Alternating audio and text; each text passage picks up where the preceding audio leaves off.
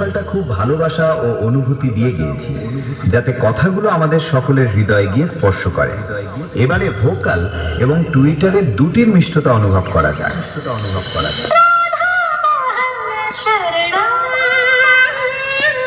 सत्यं शिवं सुन्दरम्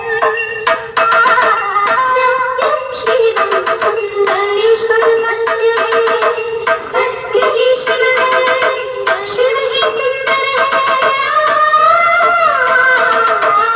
सत्यं शिवं सुन्दरम् सत्यं शिवं सुन्दरम्।